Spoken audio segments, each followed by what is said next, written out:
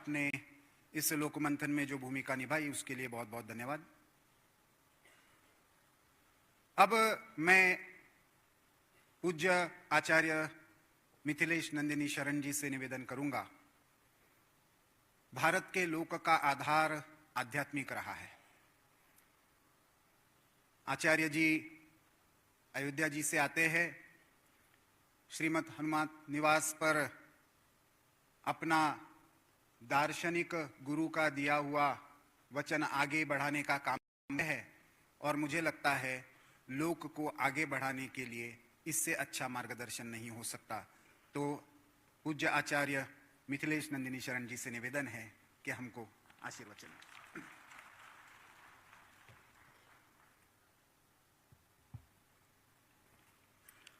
ओम नमो भगवते उत्तम श्लोकाय नम आर्य लक्षणशील व्रताय नम उपशिक्षितात्मन उपासित लोकाय नमः साधुवाद निकषणाय नमो ब्रह्मण्य देवाय महापुरुषाय महाराजाय नमः। आपदामपहर्तारं दातारं सर्वसंपदां लोकाभिरामं श्रीरामं भूयो भूयो नमाम्यहम्। लोक मंथन के इस महान अनुष्ठान में, इस आयोजन में समापन सत्र के मंच पर विराजमान और भारत तथा विश्व के भारतवंशियों के मानस मंच पर भी विराजमान मुझ समेत भारत का उत्थान चाहने वाले सभी लोगों के लिए विशेष श्रद्धास्पद राष्ट्रीय स्वयंसेवक संघ के सरसंघ चालक आदरणीय डॉक्टर मोहन भागवत जी, भारत सरकार में वित्त मंत्री के रूप में अपनी सेवाएं दे रही श्रीमती निर्मला सीतारमण जी, भारत सरकार में पर्यटन संस्कृति मंत्री के रूप में अपनी सेवाएं दे रहे यहाँ मंच पर विराजमान श्रीमान गजेंद्र सिंह शेखावत जी, श्रीमान जी किशन रेड्डी जी, और अभी जिन्होंने सिंहावलोकन प्रस्तुत किया श्रीमान जयनंद कुमार जी, संचालन कर रहे श्रीमान प्रफुल्ल केतकर जी, कुछ एक नाम मैं छोड़ रहा हूँ विस्मृति के भय से भी और इसलिए भी कि कुछ समय बचे।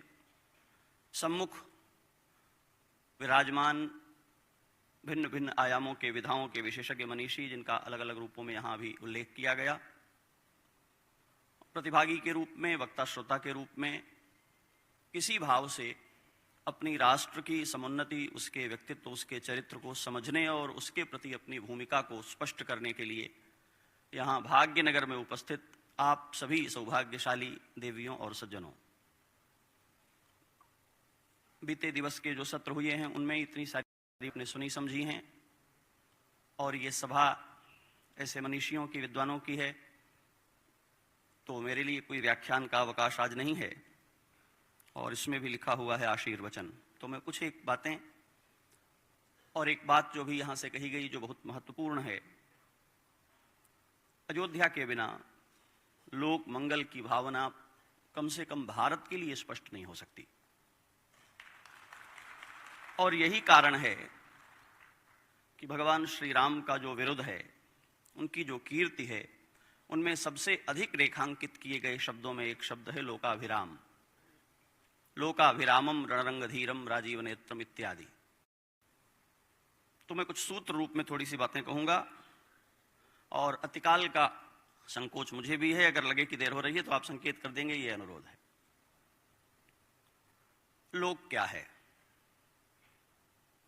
दक्षिण के वैष्णव परंपरा के एक महान आचार्य की एक पंक्ति है, श्री स्तव के अंतर्गत मैं उसकी एक पंक्ति का उद्धारण करता हूं और मुझे लगता है कि वहां से आपको लोक दिखाई पड़ेगा।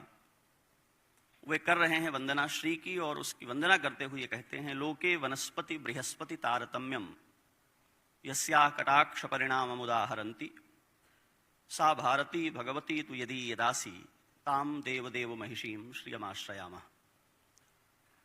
आप सब अभिज्ञ हैं, केवल एक पंक्ति जो श्लोक की पहली पंक्ति है, लोके वनस्पति बृहस्पति तारतम्यम। लोक वह है जिसमें वनस्पति से बृहस्पति तक की अवस्थिति है और वनस्पति से बृहस्पति तक के अस्तित्व के होने पर ये दोनों किसी तरह उत्कृष्टता और निकृष्टता के बोध से ग्रस्त नहीं हैं। लोक वह है जो सामंजस्यपूर्ण रूप से अपने भीतर सबको अंगीकार करता है, आत्मसात करता है, क्योंकि वह प्रकृत है। लोक को परिभाषित करने चलेंगे तो हमको तीन बातें, मुझे लगता है कि ये तीन शब्द मुझे कहने चाहिए। लोक तीन आयामों में होता है। उसका एक आयाम है प्रकृति, उसका दूसरा आयाम है विकृति और उसका तीसरा आयाम है संस्कृति। वह लोक जो एक अलौकिक सत्ता से अपने को व्यक्त करता है और जिस अलौकिक सत्ता की ओर दृष्टि जाने के कारण भारतीय दर्शन सर्वम खलविदम ब्रह्म कहते हैं, वही सबको ब्रह्म में वाले ऋषि फिर इसी लोक में उच्चावच का भेद भी निरूपित करते हैं, विधि और निषेध की भी स्वीकृति देते हैं। ऐसा इसलिए करते हैं कि जब वह अलौकिक सत्ता अपने को लोक के रूप में देश काल के आयतन में नाम रूप के माध्यम से व्यक्त करती है, तो प्रकृति के माध्यम से व्यक्त हुई उसकी स्थिति विकृतियों को भी प्रकट करती है। बहुत सारी ऐसी विचारधाराएं हैं देश में और विश्व में जो विकृतियों को भी स्वाभाविक कह करके उनकी स्वीकृति के लिए आग्रह करते हैं। मैं विस्तार में नहीं जाऊंगा इसलिए कि आप समझ सकते हैं।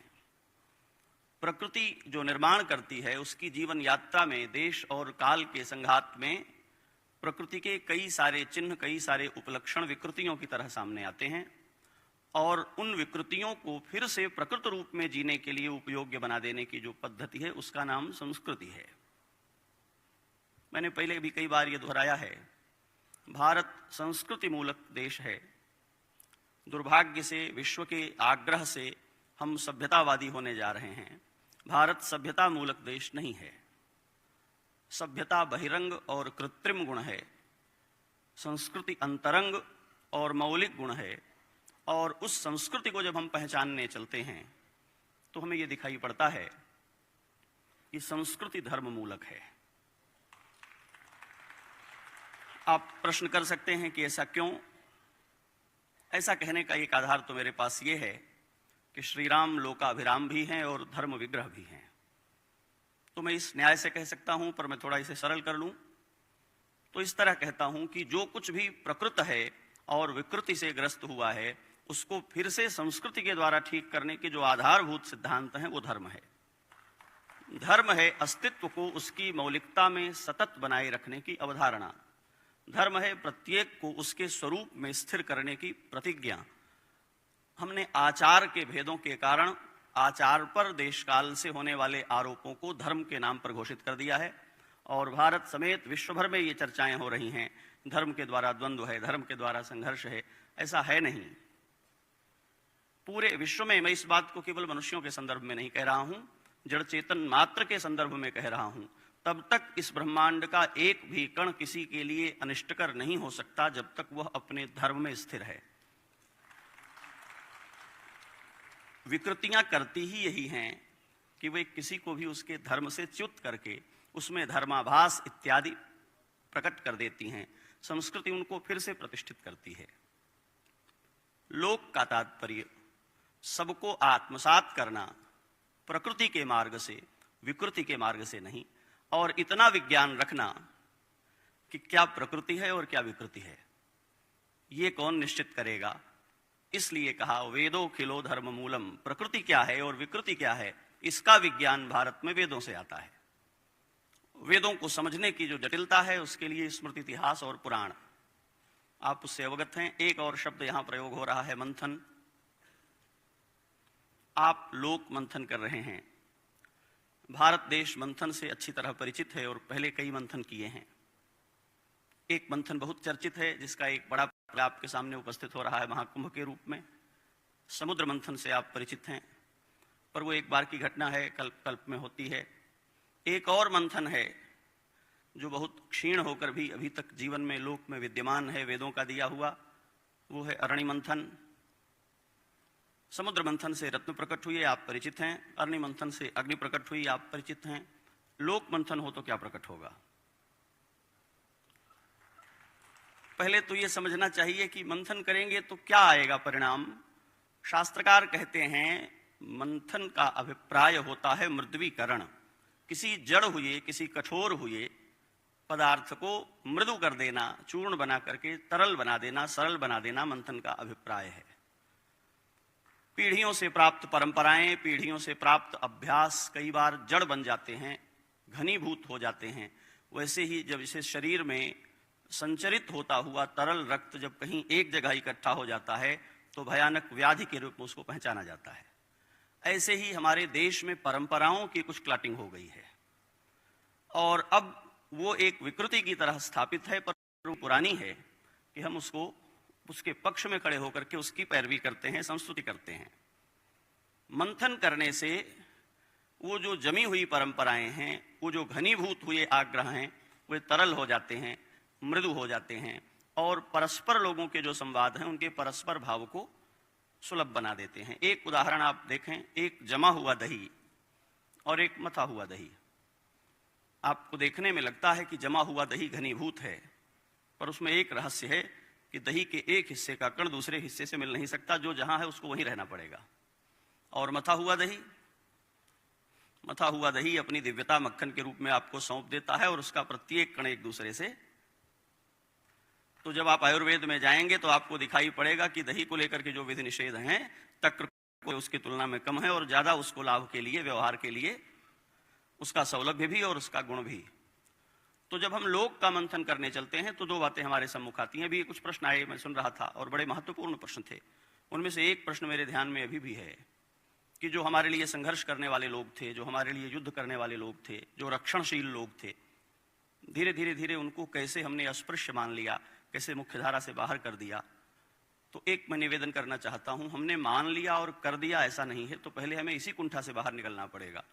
भारत में आज जिनको अस्पृश्य और वंचित कहा जाता है, इनको भारत ने किया है, यह औपनिवेशिक कुंठा है, हमने नहीं किया है। ये हो गया है और किसी भी यात्रा में चलते हुए ऐसा कभी हो जाता है। क्यों हो गया है? क्योंकि तात्कालिक परिस्थितियों के जो निर्माण होते हैं दीर्घ काल में चलते चलते अपनी अर्थवत्ता खोने लगते हैं। जब वे अर्थवत्ता खोने लगते हैं तो समाज उनको स्वीकारना, अंगीकार करना और उनका भार उठाना छोड़ने लगता है, बचने लगता है।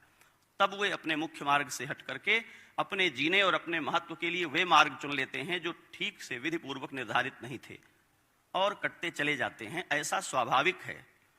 अपने घर की जिन कोठरियों का आप उपयोग नहीं करते, आप उनको गंदा थोड़े करते हैं, पर 6 महीने मत खोलिए, फिर देखिए किसने किया। समाज में बहुत सारी ऐसी अवधारणाएं हैं जो परिस्थितिजन्य हैं और परिस्थितियों के बदलने के बाद उनकी मूल्यवत्ता को लेकर के हम शिथिल और असावधान हुए, वे छूटती चली गईं।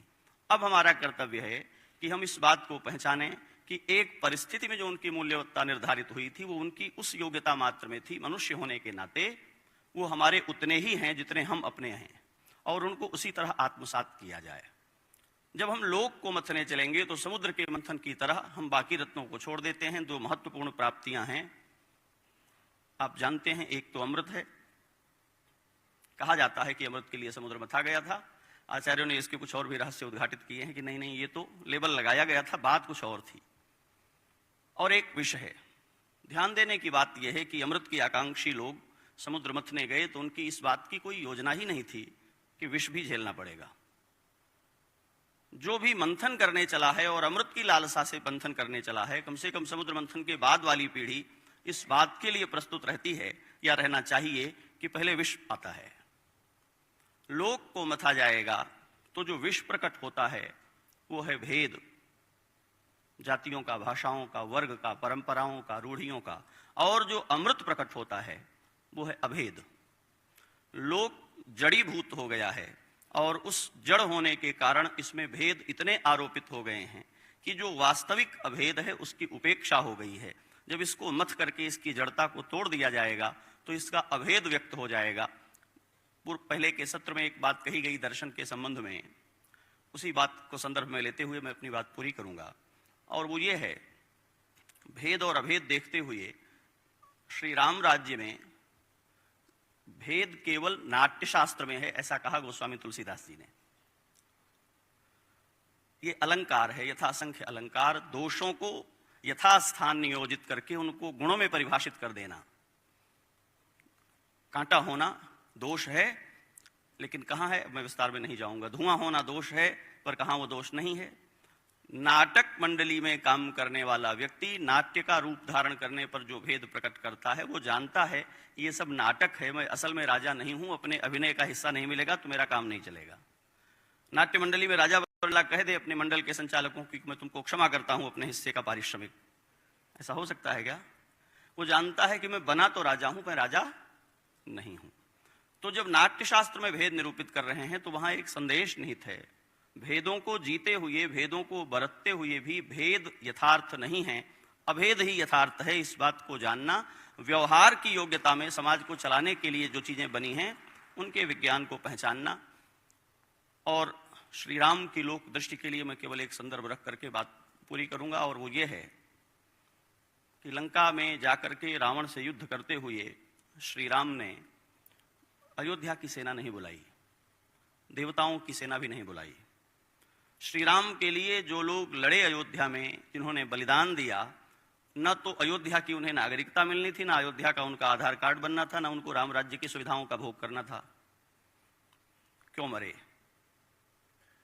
क्योंकि लोकाभिराम श्री राम ने पिता का राज्य छोड़कर वन की यात्रा करके वन में निवास करते हुए सामान्य मानव जाति की और प्राणी मात्र की जो पीड़ा है उसकी चिकित्सा करने के अपने संकल्प को जड़ चेतन में संप्रेषित कर दिया।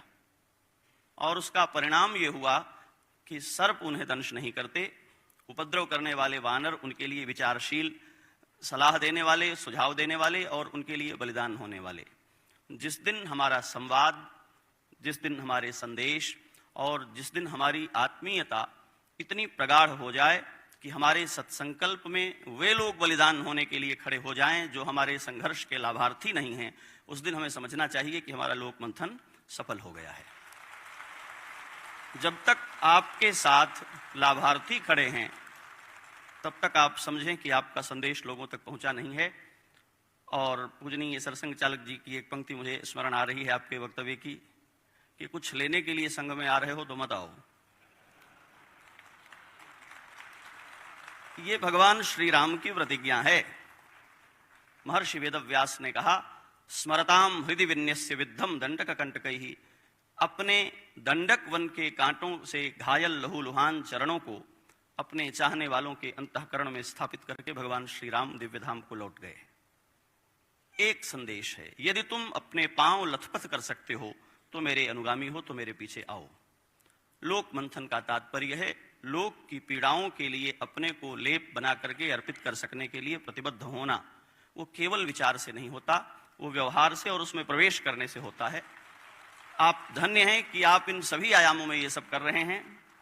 आपने हमें भी यहाँ आमंत्रित किया और ये अवसर दिया, इस बात के लिए साधुवाद, आभार पूर्वक। भगवान श्री राम के लोकाभिराम रूप की स्मृति के साथ आप सभी के लिए फिर से मंगलाशासन। आपका यह लोक मंथन लोक की जड़िमा को हरे, उसके घाव भरे और भारत अपनी प्रतिष्ठा, अपने प्रकाश से विश्व को आलोकित करे। जय सिया राम।